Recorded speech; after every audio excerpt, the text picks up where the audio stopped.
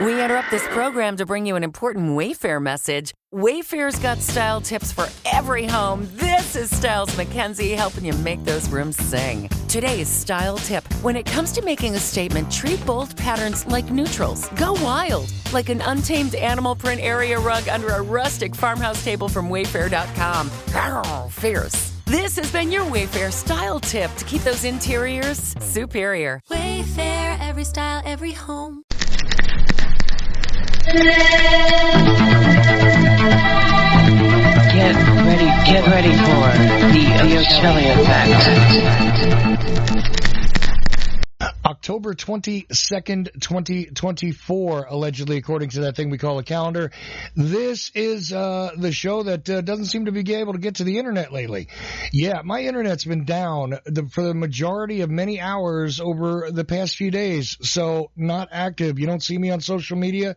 I was going to do a live show on Monday night. Didn't get to it, but here we are on Tuesday. And I am able to do a live show and was able to reschedule from last week when I was really not feeling well. Larry Hancock. So I've got him with me here on a Tuesday, which is unusual, but pleased to do so. Why? Larry's got, well, you know, it's always great to talk to Larry, number one. He takes up a lot of space on my bookshelf. I've told you. You got to go over to larry-hancock.com, larry-hancock.com. Follow his blog. Check out his many, many books. I recommend all of them. And, you know, we could follow his work on UAPs, which he's, you know, actively involved in a group of people, an academic group that is studying things like that. So it's not all about little green men or anything. And he's also been a participant in the Lancer conferences for, a long time. He's going to be participating this year remotely. I think he'll be running the Facebook group and also, doing a presentation at Lancer. But he won't be there physically. I will, because I'm the MC. But anyway, he's also got a brand new book coming out about, well, something that you might care about if you know what the Lancer Conference is in the first place. Lee Harvey Oswald, the Oswald Puzzle. And it is available for pre-order. I have put the link in my chat at Ochelli.com, the live chat. But also, I'm going to make sure it's in the show notes and all that good stuff. So anyway, Larry, okay, I know it's, look at this. It's exactly 1 month from now that November 22nd through the 24th will be live in Dallas, and Lancer will commence. So how you doing tonight? And, you feeling good about 1 month from now after I travel a while and you turn on your computer and get into the Facebook group on that Friday? How you feeling about that, and how you feeling in general, Larry? I'm feeling good in general. I feel it's kind of strange because the temperature here this week is going to be going into the 90s. So the thought that, Lancer and the conference in Dallas is that close, it just doesn't feel right. It's not even fall here yet. So how could we possibly be having a conference? So that seems a little strange. But I will say my co-author on the Oswald Puzzle, David Boylan, will be in Dallas and in person, and he will be representing us. And so we'll be jointly doing a presentation. I'll join him remotely, but he will be there in person to take questions. And, so between the two of us, we have one physical participation. So I do wish I could be there, but it's just not happening this year. And it does feel strange. I was going to ask you if it did feel odd you not going, but are you actually going to be live remotely, or are we just going to get a recording of you remotely and then David's going to handle all the live stuff? No, I'll be live. They'll bring us in, and actually David will run our PowerPoint, and I'll be doing the presentation. He may join in on questions. Where the title of the presentation kind of interesting. The title is Oswald, Gaming the FBI. Gaming and our the perspective FBI. on the relationship between Oswald and the FBI will be revealed to be a little different than many people's views. Well, hardly anybody usually mentions Oswald and the FBI, right? The jump to the immediate preoccupation is always Oswald and the CIA. And we've learned a lot about that in recent years even. The whole standard answer that they were never interested in Lee Harvey Oswald whatsoever. Look, he was a loser, etc. Kind of doesn't hold all as much water as they said for many years. And I do mean the sort of powers that be. GOP, the establishment, so to speak, had always maintained that Oswald was not useful to the CIA. The CIA wouldn't have been interested in him. And, of course, John Newman wrote a whole book on it called, ironically, Oswald and the CIA. But, Oswald and the FBI. Oswald, and what was he doing during certain times? He was speaking to the FBI. We know that factually. Even if you don't go into, the more far-flung theories, we know factually he was interacting with the FBI. So it would be interesting. He was gaming the FBI, or Oswald game. That's just a provocative statement in and of itself. Are you going to make some new friends and some new enemies there, you think, in the community? I suspect we will, and I think a number of people who haven't really read the documents on Oswald's statements to both the New Orleans Police Department and the FBI may want to go back and reread them, because when you look at what Oswald was actually telling the folks, A, it was all a lie, and B, it was something that the FBI had to be taking quite seriously enough. So I'll get out and say it. By the book, they should have at least considered him as a potential subversive informant because of the information he was volunteering to them. Now, are you going to cover the fact that alert that seemed to get dropped right before the assassination? Something that, I don't know, maybe should have been kept in place? Are you going to go over that whole thing and explain that? I mean, I know Newman's done a pretty interesting presentation on it years and years ago, in fact. And, even people who have a very superficial understanding of the case, maybe were very much into the JFK movie, might recall that even during these little rushes in that movie, he's supposedly trying to contact an FBI agent in the movie named John Quigley. Now, some of the names are changed and swapped around in that movie, and very, very many things were not known at that time because the JFK Records Act had not come to fruition when Oliver Stone was making this thing. And again, it was not meant to be 100% factual all the way through, etc. But, he actually asked to speak to an FBI agent when he's arrested for something, and that's kind of weird. I mean, if you're just arrested for disturbing the peace, basically, you wouldn't think that most people would ask to speak to an FBI agent unless there was a good reason for it. So, are you going to address that? Generally had good reasons for what he did. And so we do spend in the book, we go into that period of time in great detail. We also, one of the things that I think most people don't appreciate, and which I did not appreciate when I was first writing about Oswald or the Kennedy assassination, was something that Stu Wessler and I learned when we were researching the King assassination. And that was really how the FBI operated, how its local offices operated, what they told headquarters, what they told other offices, who copied what on whom, and who knew what at a given time. And again, we often think of information as being compartmentalized within the CIA. Well, information was compartmentalized within the FBI as well. And one of the purposes for compartmentalizing information was the FBI, each field office, actually had a quota of criminal informants, criminal sources, subversive informants, subversive forces. They were required to go out prospecting and identify a certain number of people every month, make up lists, work them, move them from one classification to another, and that's one of the things the office was rated on. And again, when you actually read enough FBI reports, you see that in a lot of instances what the FBI offices were really doing was just that. They weren't necessarily, certainly they did investigations, but a good part of their time was spent on just identifying and cultivating sources. Now, you didn't, for example, in Dallas, Jack Ruby, for a period of time, was identified as a source, and then he was a provisional criminal informant. And then after they either used him and decided to take that out of the record because the testimony was offered in confidence in court, he was moved off that list. But to some of these things, unless you understand the operations of the FBI, again, as per usual, many things.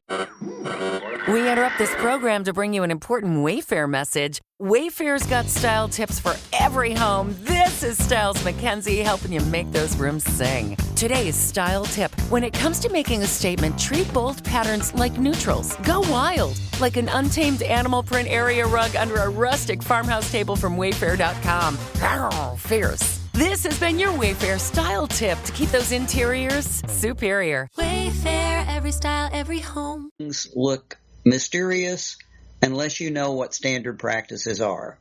And I think now, once we got a good taste for standard practices, it's easier to see what is anomalous and what is not. And one of the things that I will just point out in regard to this is it's somewhat fascinating in that virtually everybody in the FBI who touched Oswald got reprimanded by Direct Hoover after the fact. Some of them, like Hosty, got moved to other assignments, which were not good assignments. The only people in the entire organization who were not criticized, critiqued, or penalized by Hoover were the people in New Orleans, which raises a really interesting fact. In fact, what they appear to have gotten off scot-free, which raises a big question as to why. Did they do something right? Did they do something wrong? Hoover was quite ready to deal with anybody he felt did something wrong, but here we have Oswald talking at some length to the FBI and an FBI investigation in New Orleans, and it just disappears afterwards. In fact, Agent DeBruys is given authorization from the Justice Department not to answer certain questions. So New Orleans, the experience in New Orleans is quite different than the rest of the FBI experience with Oswald. Right. That's why I found it interesting. Joan Mellon goes into a bunch of stuff about Debris, however it is you want to say his name, and focused on him quite a bit. People criticize that, basically saying, look, it's not a big deal. But it is when you consider what you just said, which is that, look, if everybody else that pretty much touched him got punished one way or another, reprimanded, whatever, except those guys, then that means one of two interesting things to me in my mind. Either they did something very right and therefore were not worthy of punishment, or there was something that needed to not be delved into, that needed to be put aside so that let's not even dig into this at all, because if we do, it might kick over something else. And that's another consideration here that I think people forget about, which is that, it may not be primarily, and I think that's the case with a whole bunch of things that people have discovered over the years where they think things are very mysterious because, this person must be important because they were not delved into. And I say, no, not necessarily them, but something that's connected to them could be actually the target of the problem. If you, I don't know, maybe I'm not explaining this clearly. Do you know what I'm trying to get at here? When you don't want to, if it's not necessarily what Oswald did, maybe it is something that was around him that they didn't want, like with the Clay Shaw situation. The reason why the CIA was resistant, in my mind, is not because the guy was directly involved in the assassination, but it's because he was somebody who was useful to the agency. And they didn't necessarily want to reveal whatever the hell else he was connected to. You know what I mean? Which always means revealing your other sources. Right. And one of the fascinating things that we know now that nobody knew before Garrison, and to some extent even after Garrison until the HSCA, is virtually everyone that Oswald contacted in New Orleans, certainly in the Cuban community, but even in the ultra-right community, was already an FBI source.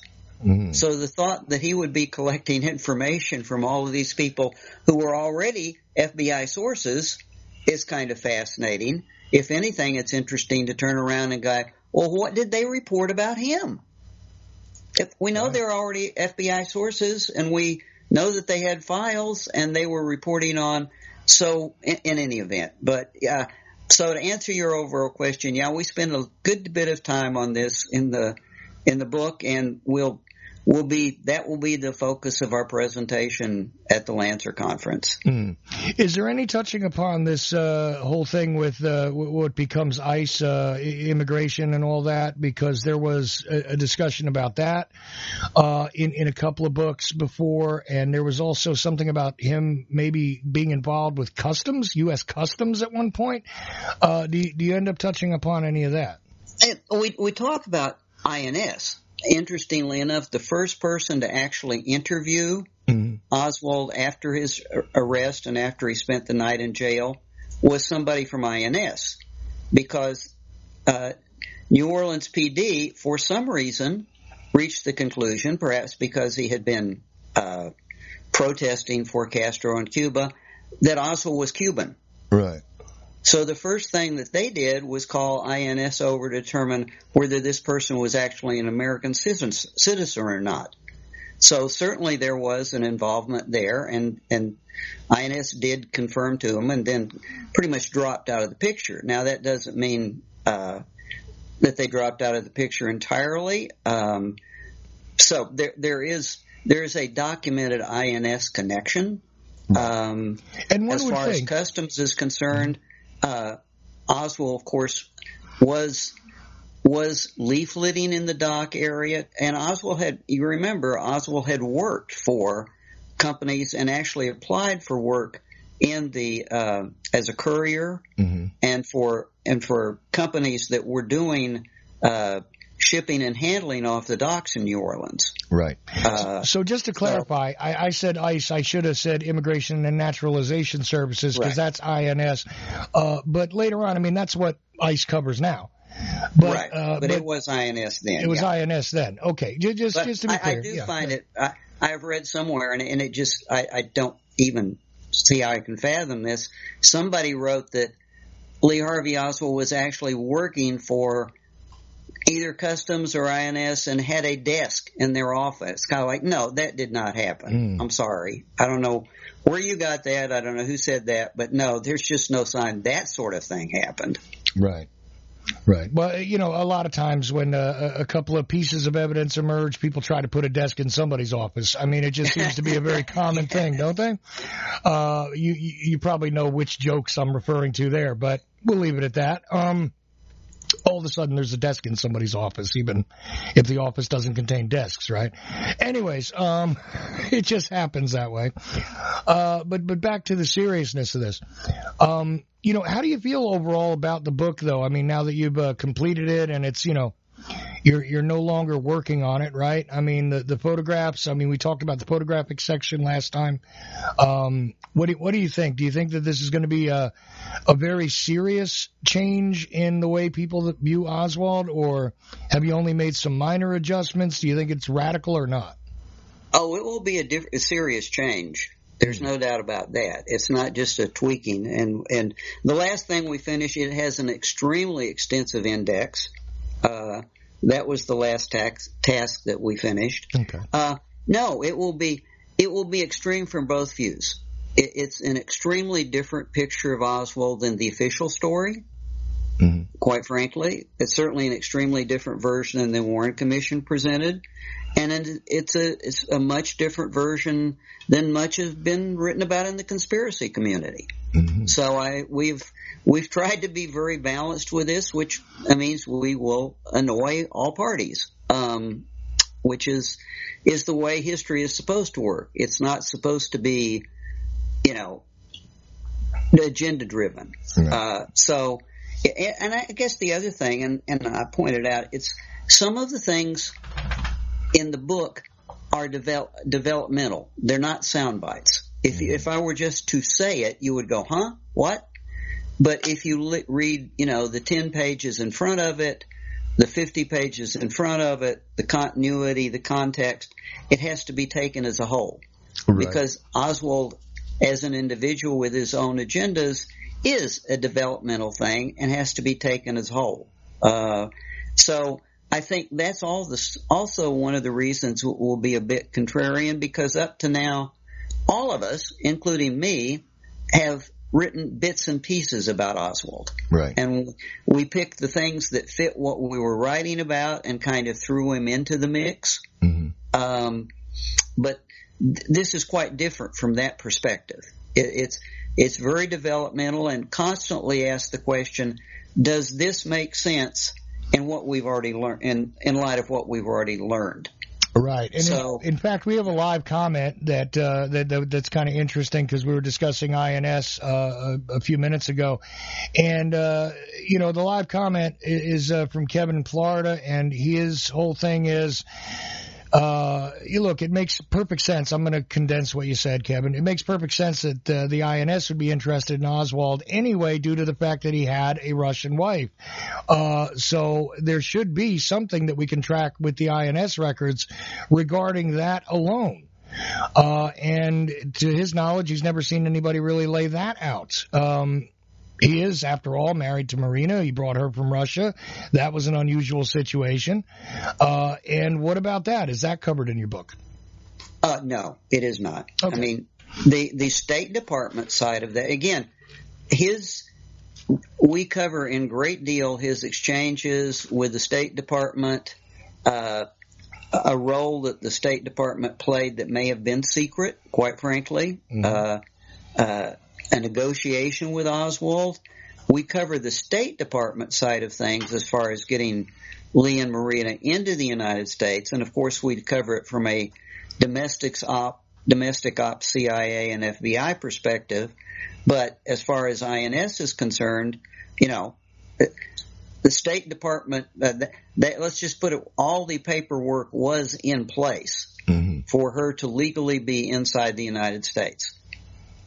So, I would expect those records would have been on file. INS would have been copied, but I'm not sure that they definitely had files on him. And as a matter of fact, it looks like when the INS guy was called in to New Orleans police that he may well have checked his files on Oswald, or at least put in a query, because you can see in the police questioning of Oswald himself, the INS officer does do some work on Oswald and then assures, NOPD that he is an American citizen. Hmm. Another thing here is the question about that at one point a character was mentioned by the attorney in New Orleans that was played by John Candy in the film. The guy, I can't remember his name at the moment, but the guy who was that jazz talking attorney in New Orleans, named Oswaldo something or other. Is that maybe a confusion of Oswald and a Cuban identity that was just floating around? What about that? Certainly there was an Oswaldo. As a matter of fact, if you look in the crypt files, I mean, there was at least one and perhaps more Cuban exile mm-hmm. that used the name Oswaldo. Mm-hmm. So that could have been some confusion. There's no indication that Oswald himself was ever called that or used that with anybody. Mm-hmm. Yeah, but there were Cubans, and actually, I think, as I recall, David's probably we've looked at the files of 2 or 3 individuals that even were cleared by CIA for various operations, where Oswald was a if not a war name, at least a name associated with the individual. Mm-hmm. But I would not say that that has anything to do with the attorney that you're talking about.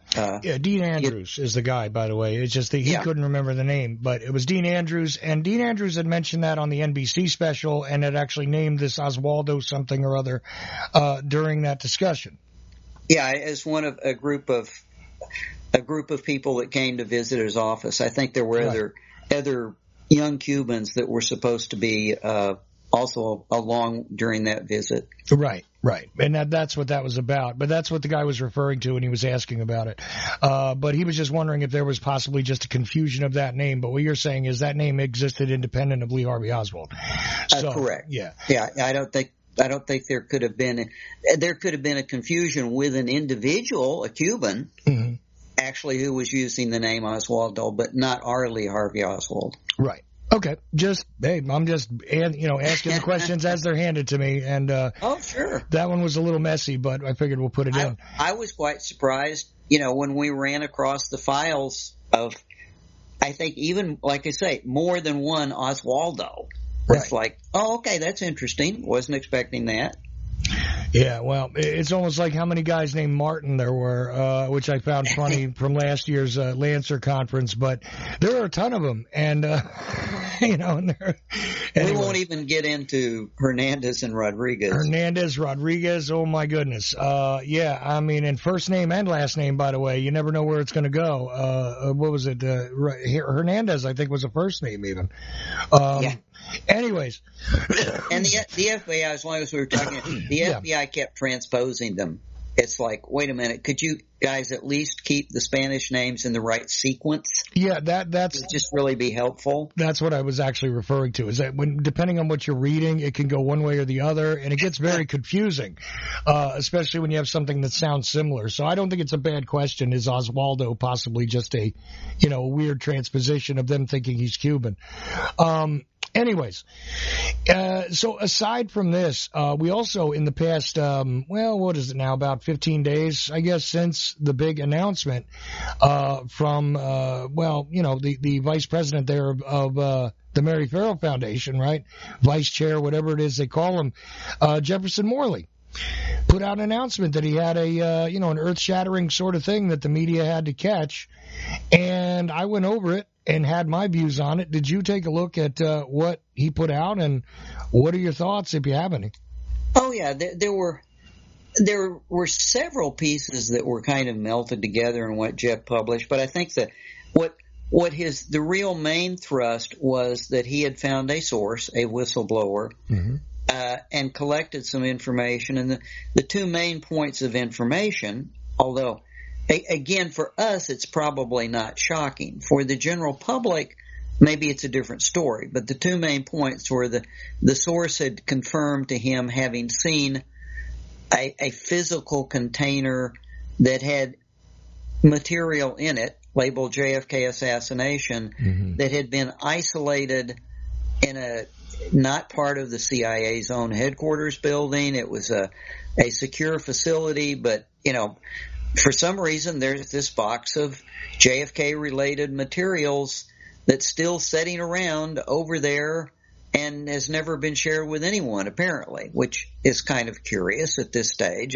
But I think the more important thing was that this same individual stated that they had actually come across a file, which was a CIA Inspector's General file, and the Inspector General's file had to do with the CIA's behavior during the House Select Committee on Assassinations inquiry.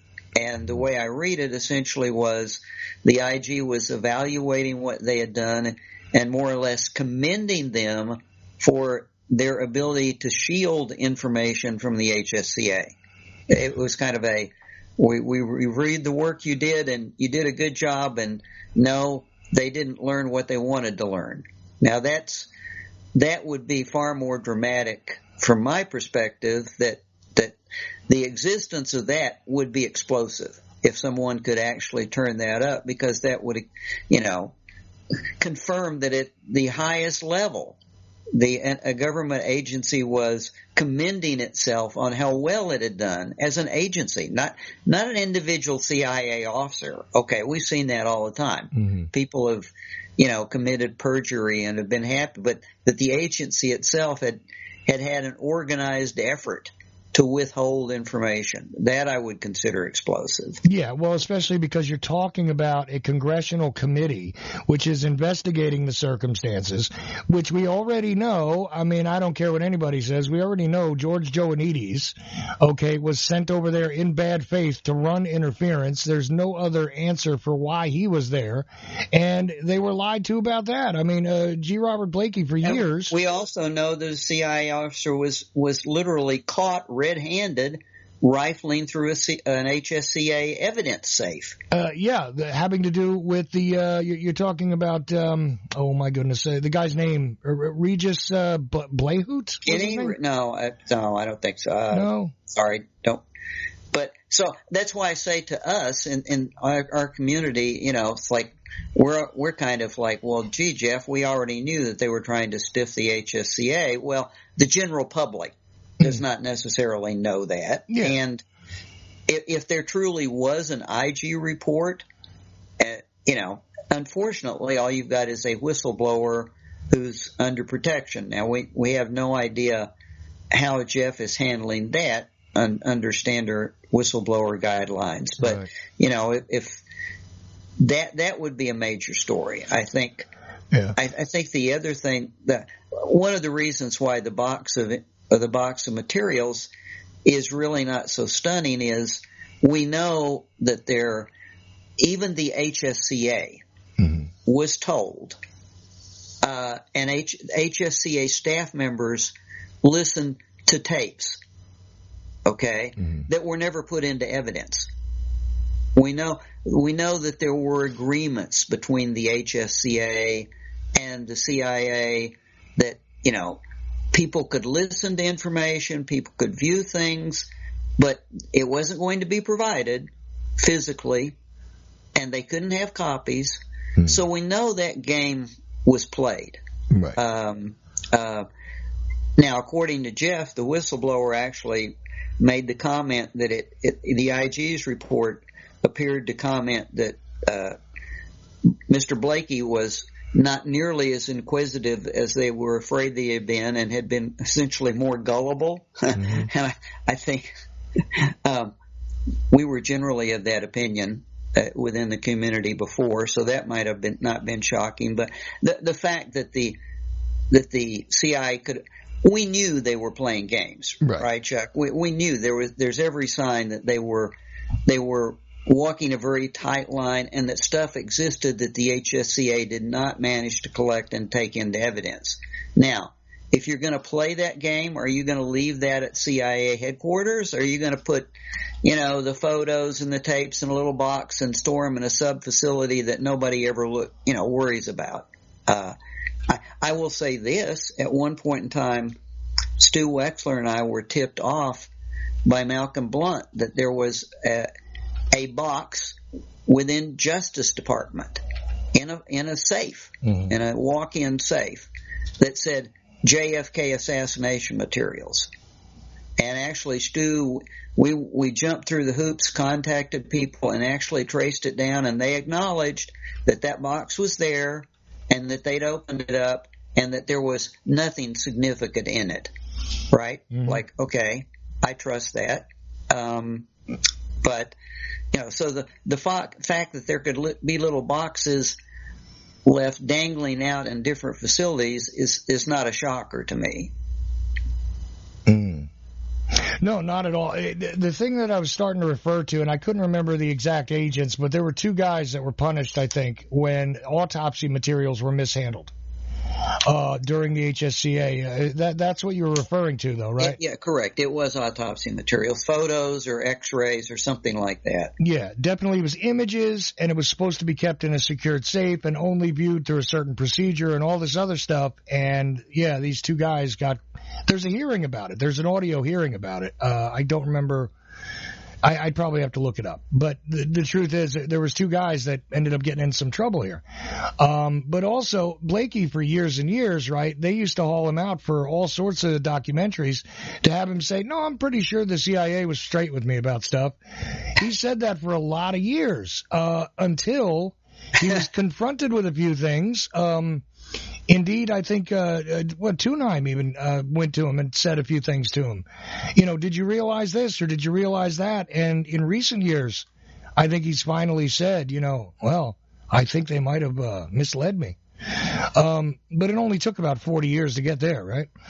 I mean, and that would actually seem to, if there was such a thing as this mysterious IG report, their assessment was, that would tend to confirm their assessment that it was possible to play the CIA.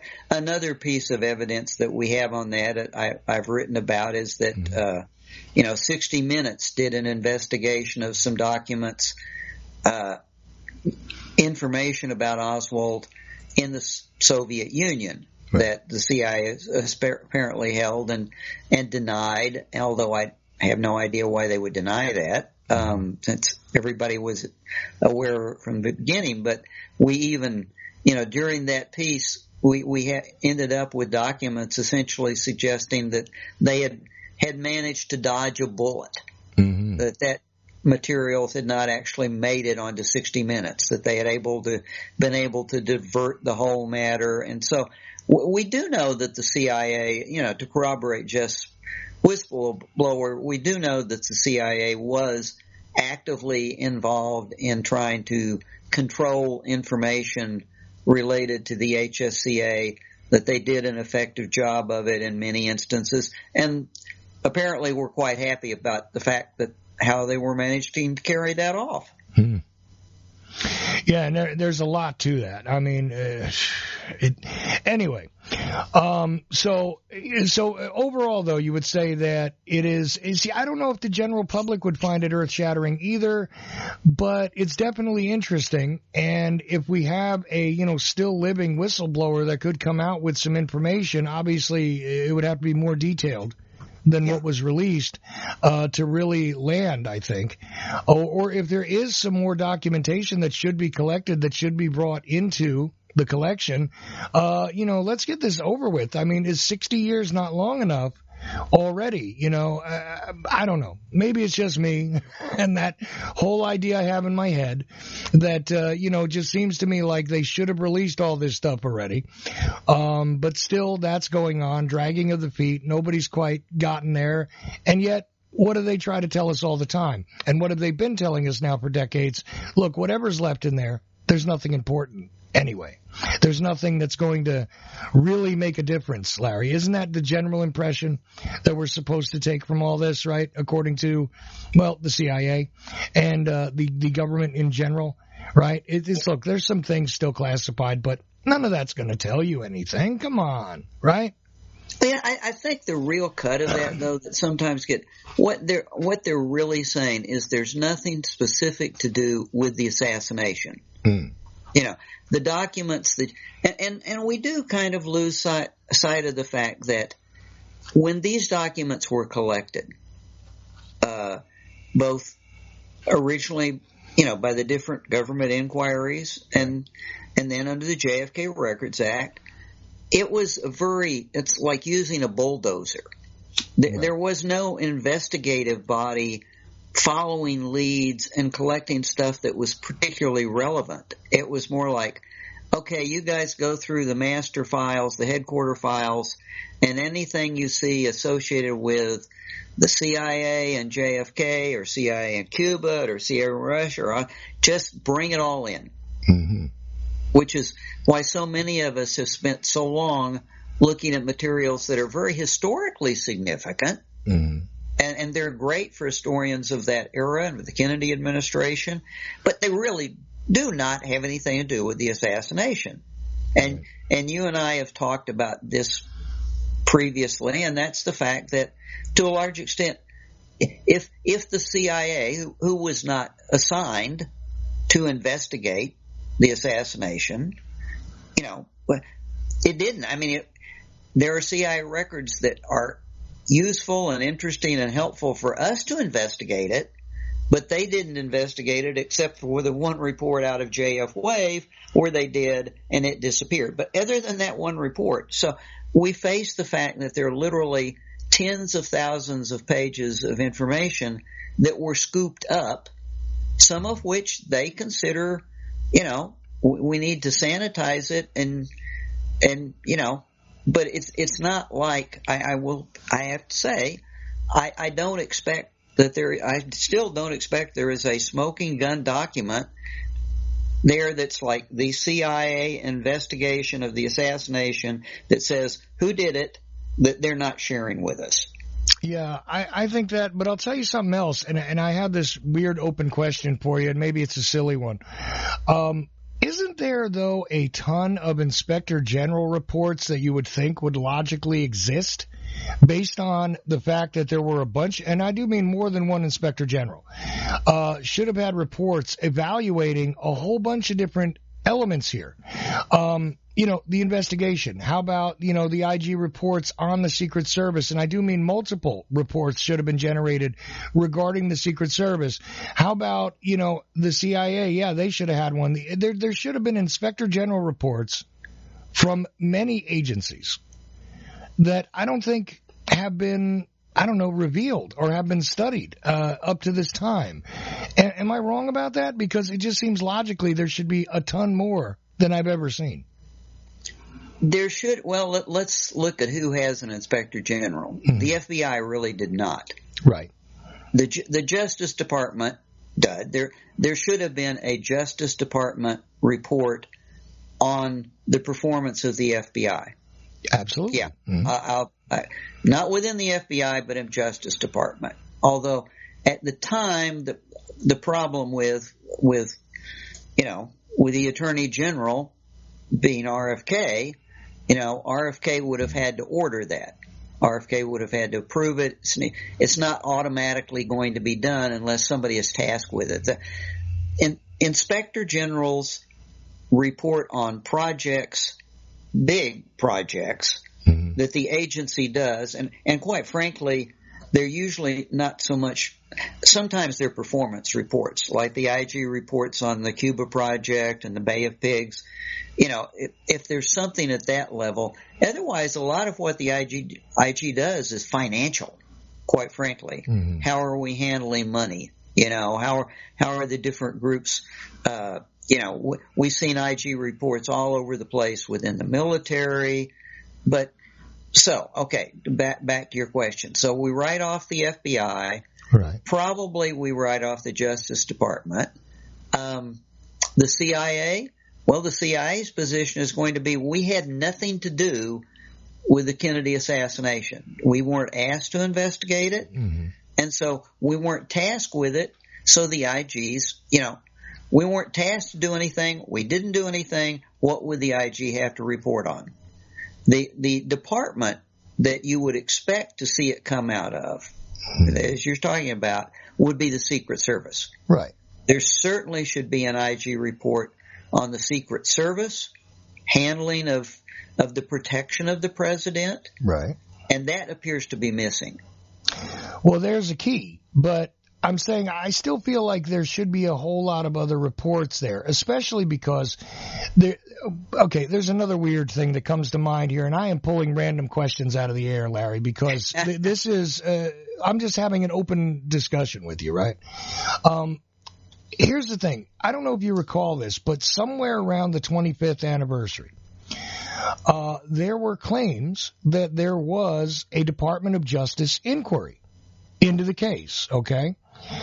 And there were people that stated that they were approached by individuals claiming to be from the DOJ. We have never seen evidence of that investigation in any files anywhere. Do you think this is figment of the imagination that's gotten spread around? Because it seems rather odd to me, some of the people that have reported about this. For instance, the photographer's family that was, connected to the White House, right? His family said there was some sort of investigation around that time period. There were a couple of other people that stated this, a couple of former FBI agents that said something about it. And I've never seen. I've heard that too, Chuck, and I've heard.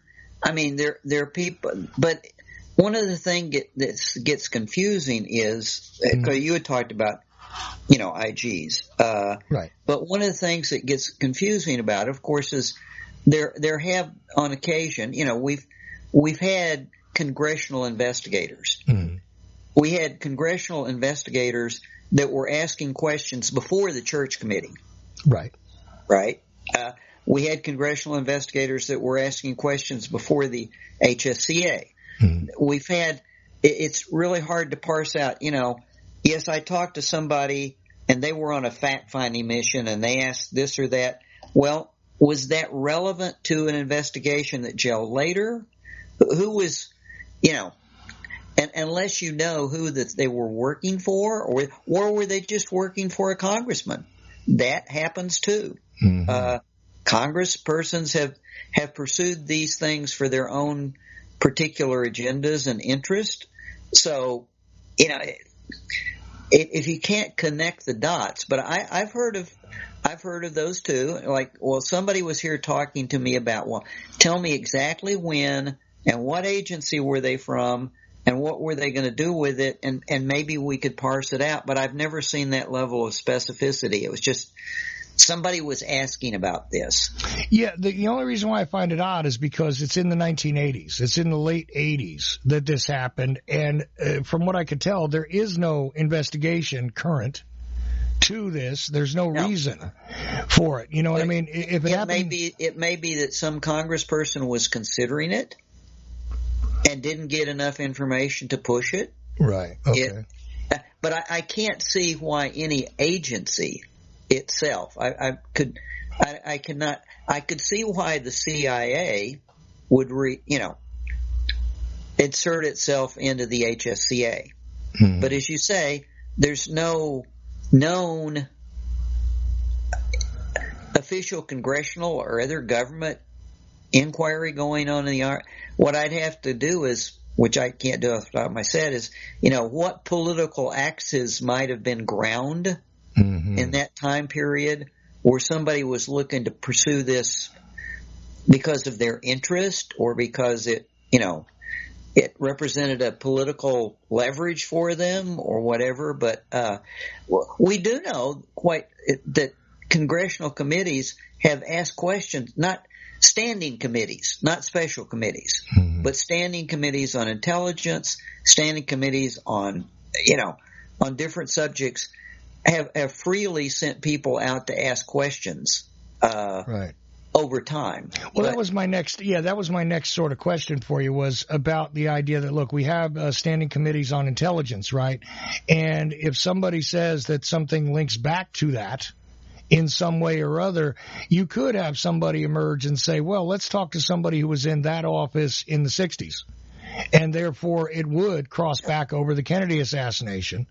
Right. And we're seeing it really, the questions may have been about how a department was operating. Mm-hmm.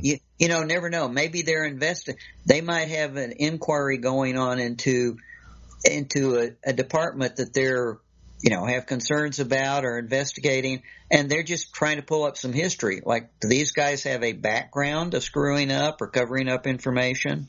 But I will tell you, right at the moment, we're seeing the same thing. In regard to UFOs.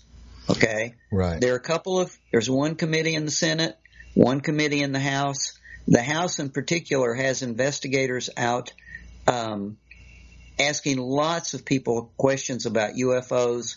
There's some political agendas at work, and there's no House committee. I mean, there is an affairs committee. It's not even an intelligence committee. And what they're really trying to do is dig up dirt on misbehavior, harassment of whistleblowers, this and that. I'm not even saying it's all wrong, but it's a sitting committee, but there is no special committee on the subject. Yet the sitting committee, and each congressperson can do this by themselves, right? Mm-hmm. They don't have to have the committee behind them. They can have staffers go out to collect information on subjects they want to pursue. Well, like, my thought is, if somebody wanted to look into presidential or Secret Service protection and say, okay, the recent attempts on Trump, right? You would say, okay, well, there have been failures in the past. Maybe we go out and ask questions of people that might know something a little bit more about what happened to Ronald Reagan. Yeah, maybe absolutely. We ask some people about what happened to Gerald Ford.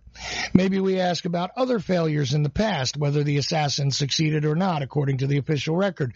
And you might tip over some Kennedy stuff while you're at it. But only because they're building a history on, again, failures by the Secret Service in the past. And, well, one would say that November 22nd. And do they cover them up? Yeah. I mean, you would love to have evidence saying not only have they screwed up, but they have covered it up. And here's an example. Right. Especially when you're looking at, is there a way to, improve this, right? Well, how do we prevent this? You would think that was one of the main priorities of the Secret Service following 1963, and yet we ended up with another rash of attempts, right, in the 70s.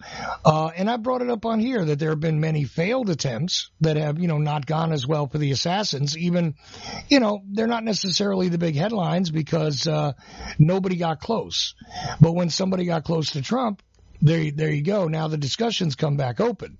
And like I said, they could even go into the Reagan stuff. They could go into Gerald Ford had uniquely 2 female assassin attempts, right? Obama, Clinton. I mean, the Secret Service, unfortunately, especially internationally, has a woeful record of their agents' behavior. Right. I mean, as compared to military organizations or whatever, they really have a poor track record, whether it's drinking or prostitutes or whatever. And people have investigated that over and over again, and I'm not sure that there's been any sign of institutional change. Right. Although, occasionally, you get a little reprimand, you get a little, hey, these guys could have done better, whatever. But the behavior pattern persists because, like you said, I mean, we see the whole thing. Okay, we know about the drinking the night before in the Kennedy assassination, right? But that continued on and on and on. Matter of fact, there were several instances in international trips with Obama where the Secret Service was caught, partying and all this other stuff. And like you mentioned, prostitutes. I don't think any of Kennedy's guys had prostitutes, but the drinking was like practically a Endemic. Built in. It was like an epidemic with the Secret Service in the 60s, up until that point. Anyway. I think that's what would make, we were talking in terms of what Jeff was pointing out, what would make that really explosive if truly there was an IG report. Because, as you're saying, a lot of questions get asked over time for various reasons, okay, and they can be asked by, standing committee and sitting committee on different subjects. I mean, there's sitting committees that are strictly administrative that would raise questions like what we're talking about. It's kind of like, who are you paying what to do? How's this being receipted? How are these guys filing their trip receipts? There are lots of reasons to make inquiries, but if it truly an inspector general had indeed done a formal report and put it in the file somewhere, and by the way, a compartmentalized file about the CIA's actually having an official tasking to subvert the HSCA, that would be so totally different than all of what we're talking about here. It would be explosive. No, for certain. And again, just one last thing to point out. I mean, one could even say, look, if you want to look at the interactions with local law enforcement, right? That's another topic that came up post the incident in Pennsylvania. Oh, yeah. And the Secret Service has always utilized local assets, right? I mean, we've heard about this all along, even back to the Kennedy time.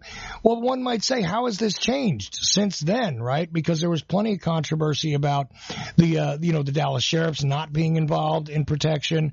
What were the DPD doing? Of course, they got plenty of criticism, rightfully so, and so on and so forth. And then you look at Pennsylvania, and you still have this issue of, well, did local law enforcement know about this? Yeah, they did. What were they told to do? How is it that this guy got that close in that elevated position? Which was my initial question anyway. It makes no sense that should have been absolutely covered over and over again. I mean, blanketed more than once, that entire area. There should have been no chance.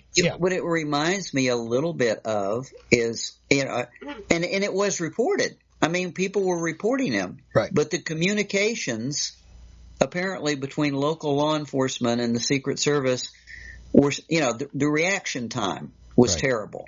But what it reminds me of a little bit is in Dallas, where we know that there was at least one police report in advance of the motorcade going through Dealey Plaza, of where the Dallas police reported and investigated people seen apparently practicing shooting from behind the parking lot behind the picket fence. Right. And that clearly never got to the Secret Service.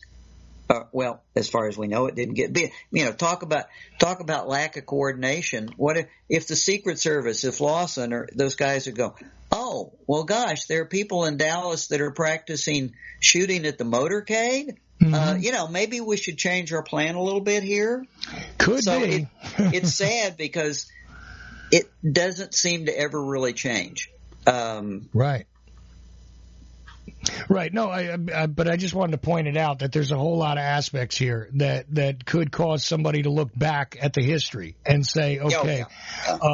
But anyway, that's interesting. So overall, you would say that it's a point of interest what Morley put out, and it's a point of interest, but without that whistleblower, unless he has, which I do not know, I have talked with Jeff. Unless he has it set up for that whistleblower to talk to a congressperson, to actually become, known and to go on record, and then it, unfortunately, it's just anecdotal. It just confirms our suspicions, and you can't do anything with it. It's kind of like, as Jeff would point out, it's like the Ioannidis thing. We have every reason to suspect this, but they won't show us the documents, so we won't know. And Jeff will go, and it's just like the Secret Service trip records. We have every reason to believe that there were known threats that the Secret Service didn't respond to, and they destroyed the records, and they won't tell us who to authorize the record. It's the same old thing over and over again. Right. So there you go. Sometimes business as usual is just that. Anyway, what won't be business as usual is what we're going to do in Dallas, November 22nd to the 24th, okay? And just wanted to give you guys another heads up on that before we're done. But, Larry, in closing tonight on this, though, is there anything you want to add that we didn't get to? Or should I just do the Dallas plug here and get that over with? I mean, I want to tell people again, and you can attend the conference virtually, and I'm going to explain all that in just a minute. But, I mean, is there anything else that you need to touch on here to wrap all of this up that we've covered tonight? Mostly I wanted to hover on the Oswald thing, but I also wanted to get your take on what Jeff Morley put out, because I find it interesting, but is the general public even going to get, interested in it based on that? I don't know. And I see the research community in general not necessarily reacting to it, but that doesn't necessarily mean it's not something important or couldn't be developed into something very important later, which if that whistleblower were to come forward and there were a couple of hard pieces of evidence to offer in some way, this could be really remarkable really fast, and I would love to see some headline news on it. But are we going to, I guess your guess is as good as mine, and unless you're Jeff Morley, you don't necessarily know what the next step is there. Yeah, knowing Jeff a little bit, I think my synopsis would be sometimes you have some of these things are foundational. Mm-hmm. Yes, he had a press conference. Yeah, he got some news people to cover it. There were a couple of programs on it, and he's got that in the record. Mm-hmm. Does that suggest this stuff all has to be done step by step. The HSCA just didn't start, right? The church committee preceded it. There were other committees that, sometimes you have to build the foundation to get people's attention. And in this instance, it also proves something else. If you think about it for a minute, he would have gained the whistleblower's trust because he didn't expose them. Right. So that also allows him to, I'm sure, maintain a dialogue with the whistleblower. So for all we know, sheer speculation on my part, this could all be part of building a foundation to gain the trust, encourage the whistleblower to come forward, and to be able to put that whistleblower in front of a congressperson in a credible fashion. And you and I have talked. Right. It's not that whistleblowers haven't come forth before, but in some instances they've actually been compromised before you could get them in the right place talking to the right person. Jeff is playing it very much by the book in doing this. So again, speculation on my part, but sometimes it's like baby steps. Right. And I would say this, generally speaking, foundation building is extremely important because significant actions do often come after other foundational pieces have been laid in place. Okay, what do I mean by that? Well, there was a citizens committee. There was a bit of a public outcry. There was interest in the public in general that got Congress involved. There were committees that preceded the House Select Committee on Assassinations, which, say what you will about it, it was a more significant action that was built upon previous smaller ones. Indeed, even the JFK Records Collection Act, which everybody loves to point to Oliver Stone's movie, and it was a unique catalyst for that, to bring that stuff forward, and again, to bring forward the rest of the secret files from the HSCA, and it did have that effect. We cannot forget there were people out there campaigning for releasing the files. There were people out there bothering their Congress people and saying, look, this is of interest. We need the truth on this. And all of those things came together as sort of a composite foundation for what later becomes a law written, the JFK Records Collection Act, which leads to the ARRB, and so on and so forth. So a lot of these things are actually built incrementally that allow us to get at more of the records, that allow us to get at more information, and sometimes it can take a decade to build it.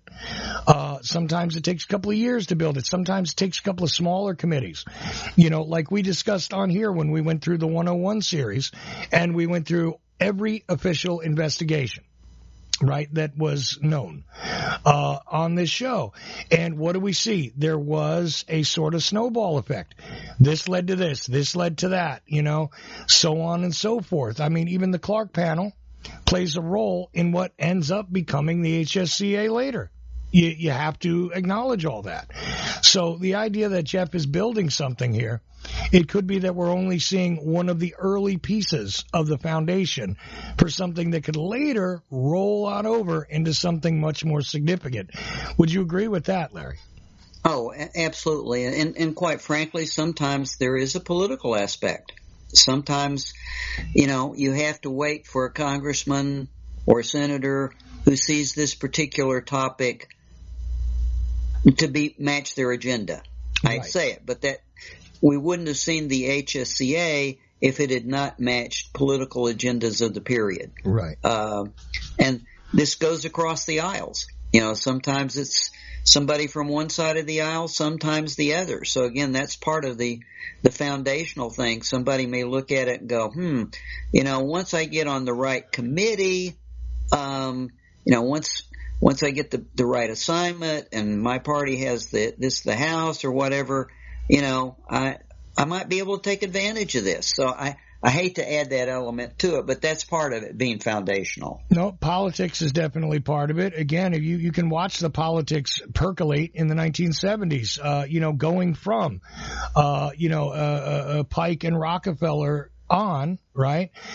You see that you have to admit that even Watergate and the public outcry that resulted from it participates in that overall percolation, that sort of blending together of this need to get at something that maybe the government's hiding. I think that is a significant thing to consider, that without that sentiment, without that, again, backing that the Congress got, you would have never seen the HSCA. You would have never seen any of this stuff. So, again, politics, of course, it has to play a role in it because those are the people that have the power to actually dig into these things. So there you go. And I'm not saying every official investigation results in anything. I'm just saying that you get a really good chance anyway, though, to have them at least look into the things that are connected to the government. Okay. Does that always answer the questions? Obviously not. Otherwise, we wouldn't still be asking the questions we are over 60 years later. Anyways, November in Dallas, JFK Lancer Conference, November 22nd to the 24th. That is this year, and it's exactly a month from when I'm speaking right now. But, of course, you could be catching this podcast later, and probably you are. Virtual tickets start at $74.99. In-person tickets, $144.99 for the whole weekend. There's also a student price, but you got to show proof of being a student. And you can use code Ochelli10. Okay, code Ochelli10 to get 10% off your tickets at assassinationconference.com. Okay, and it's always great to just show that you're picking up this information from my show too. And the hotel is the Dallas Marriott downtown in case you're going in person. And I'd love to see you there because I'm going to be there. There's room prices and all that information will be in with my show notes, but it'll be at the Dallas Marriott downtown. And let's see, you can get a hold of them at 1-800-228-9290 or 214-979-9000. And make sure to mention the November in Dallas conference group rate. Okay, and that way you will you'll get a discount there as well. All that information is in the show notes, but I wanted to let you guys know that because it's exactly 1 month from now. And like I said, Larry Hancock will be there presenting with David Boylan, who is his co-author on the book The Oswald Puzzle. Is it The Oswald Puzzle or Oswald Puzzle? Let me look at this real quick. The Oswald Puzzle. The three Oswald words. Puzzle. We went all out on 3 words for the title this time. Yeah, you know why, though? Because Amazon has it as Oswald Puzzle. That's why. Yeah. But the and cover... we've changed that, and we've asked to change it. Amazon is its own universe. Of course it is. But look, the book cover says The Oswald Puzzle, so that's the way it is. I can guarantee that for the cover. Whatever that's the right cover. I will add one remark to the. It's not so much a pitch, but for the Lancer Conference in Dallas. Mm-hmm. One of the things that makes it a bit unique, I won't say just a bit unique, is it always has offered a real diversity of views. Mm-hmm. You're not going to hear the same story from every speaker. You are going to hear disagreements, controversial interpretations from one speaker to the other. Speakers aren't all following the same track. Can that be confusing? Yeah, but if you intend to be a researcher yourself, you have to be prepared for that. You go into everybody with a healthy skepticism. You weigh one against the other. And the Lancer conferences have always sought to have some balance. They're not just a platform. And quite frankly, there are other conferences that are more like platforms for positions. Mm-hmm. That's not what you're going to see at Lancer. So if you do participate, expect that you're going to see some diversity. And in this subject, diversity is a good thing. Absolutely. Look, the conference is going to lead off. You want to hear about diversity? I'll give you a quick overview. I'm not going to mention every name, but this will give you an idea if you're familiar with the community. It's going to lead off with Mike Swanson this year, and he's going to be talking about overall political things that were occurring during the Kennedy administration. And I don't even want to go into the details of his presentation because I'm hoping to get him on here before the conference to discuss it himself. But when you take a look at Mike being there leading it off, you have Robert Groden, who was somebody who was part of the HSCA and has released more photographic evidence on the case than I think any other individual, author for sure. Janet Groden will be with him. Larry, of course. Doug Campbell, Alex Harris, one of the youngest people the youngest person I've ever seen present at a conference. This year he can't be because he was last year. But meanwhile, interesting, Bill Simpich, who definitely goes into the legalistic end of things because he's a lawyer. You have me as an MC. Okay. Gail Nix Jackson, we all know about her quest for the film, but who knows what Gail is going to wind up talking about. I mean, please, we have a very diverse group here. Joe Borelli. Gail, just to butt in, but again, Gail, is a perfect example of diversity because we think about Gail in the film. Mm-hmm. Most of her research work has to do with the Walker shooting. Yep. And we had her last year speak about the Walker shooting. And she's a person who's done her homework and offers some contrarian perspectives on that actually really influenced my work and stuff that I hadn't seen. So you go to the conference not to see the stuff you already discussed on a Facebook page, right? Right. That's the whole point of a conference. If you were part of a forum, you've already seen that. You don't need to see it again. You need to hear from people that you hadn't heard from before. Right. And it's good to hear from some people you have heard from before, like Larry, like Dick Russell, who's going to be there, like Bob Nelson, who's going to be there, okay, Casey Quinlan, who has some interesting thoughts about stuff that I didn't expect from Casey, on a few very, very fascinating connections to individuals that were connected to things or in the JFK assassination universe, let's say. And speaking of that, Carmine Savastano will be making a virtual presentation as well. And when you put all of that together, okay, with the fact that, let me just say this very cryptically. I was told that certain worries I had about restricting my commentary are no longer going to be a consideration. So, the handcuffs are off on a few things this year. Okay, I'm just telling you that now. We may have a little more controversy than usual. There may be a bit more contrary points of view and statements coming out this year at the conference. Of course, it's up to the speakers themselves because nobody's controlling them. Okay? But just letting you know, this could be really, really different this year. All right, so let's put it that way. And I didn't even give you all the names on the list. There are many other presenters, and it will be occurring from November 22nd to the 24th. And again, of course, I'm looking very forward to Larry Hancock and David Boylan's discussion.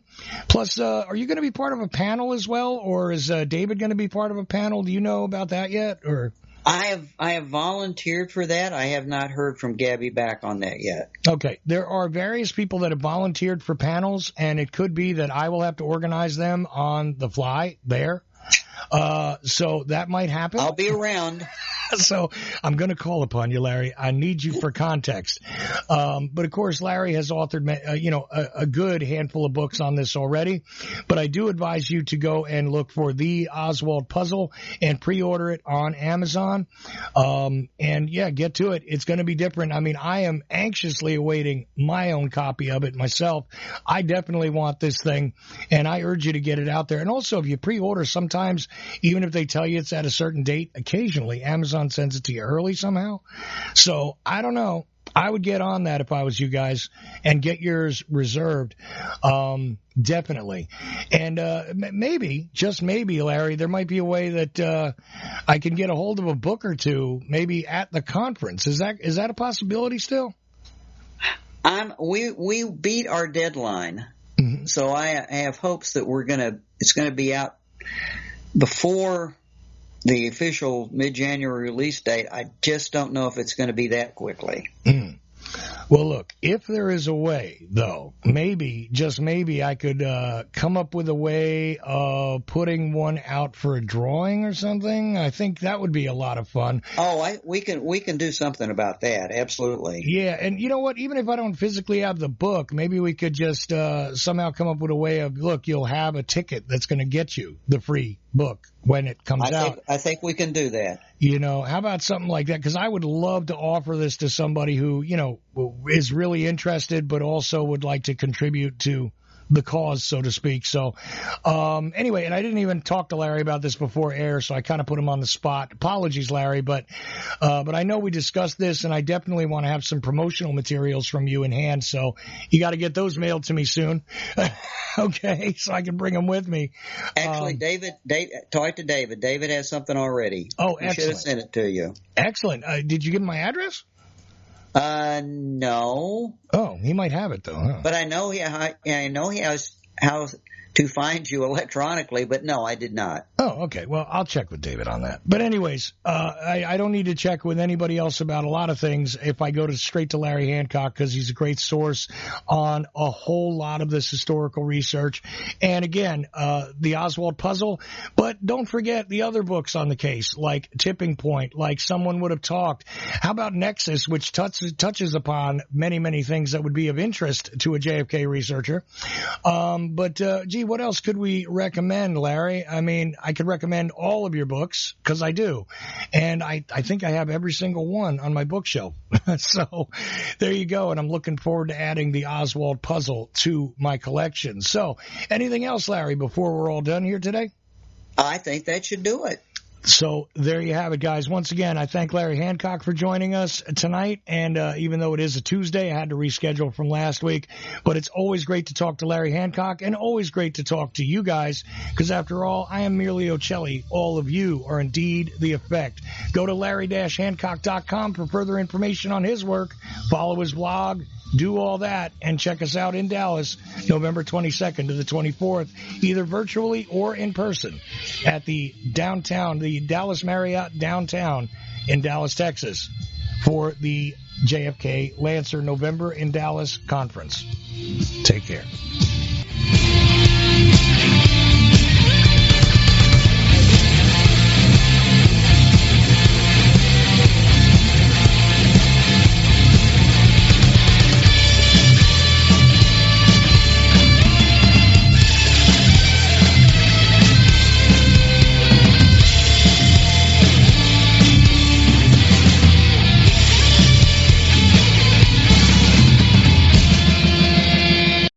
The views expressed by callers, co-hosts, or anyone else who happens to get on the air at Ochelli.com do not necessarily reflect the views of Ochelli.com or Chuck Ochelli, and we are not responsible for any stupidity which might ensue. Thank you. Go ahead, caller. Yeah, I'm interested in the truth about the JFK assassination. Right. Well, what do you want to know? Judy Baker's wild claim, Oswald girlfriend, she knew Ruby and Barry, cancer weapons. Really? I imagine I could claim I have 4 wheels. It doesn't make me a wagon, but okay. Oswald was on the kill team and trying to prevent the murder of John Kennedy. Come on now. Has a real expert on the JFK assassination looked into her claims? Go to Amazon.com, enter Judith Baker in her own words. You'll get results for a digital copy of a book where Walt Brown utilizes her own words and the known evidence in the case to get at, well, a different perspective, let's say. You can get Judith Barry Baker in her own words from the author himself, signed if you request it by contacting Dr. Brown at KIASJFK@AOL.com. It's a fun book and it actually dissects the many, many fantastic claims. Judith Barry Baker in her own words. Thank you for all the great information. In Denial,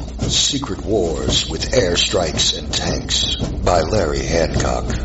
Secret wars became a staple of U.S. covert operations and are still happening today. Larry Hancock's book, In Denial, rips the cover off many of them. Using new files, it exposes things about the Bay of Pigs that no one has ever written about before. It shows why it really failed and why the United States did not learn from it. It also shows why other countries today are doing secret operations with more success. This is the book that puts what some want to deny into the light. In Denial, Secret Wars with Airstrikes and Tanks. Larry Hancock. For more information, go to larry-hancock.com. Pick up your copy of In Denial at Amazon.com in digital or physical form. Revelation through conversation. The War State by Michael Swanson explains the great national transformation that took place and put the Kennedy presidency in the context of the times and reveals never-before published information about the Cuban Missile Crisis. President Kennedy would not have been assassinated if he had been president 200 years ago. His assassination took place in the context of the Cold War and the rise of the national security state. Before World War II, the United States was a continental republic. In the decade that followed, it became an imperial superpower. Generals such as Curtis LeMay not only wanted to invade Cuba, but knew that there were short-range missiles on the island armed with nuclear warheads that they could not destroy because they were on mobile launchers. Their invasion could have led to a third world war, and they wanted to go to war anyway. The War State by Michael Swanson reveals why and will show you what President Kennedy was up against. For more information, thewarstate.com. The views expressed by callers, co-hosts, or anyone else who happens to get on the air at Ochelli.com do not necessarily reflect the views of Ochelli.com or Chuck Ochelli, and we are not responsible for any stupidity which might ensue. Thank you.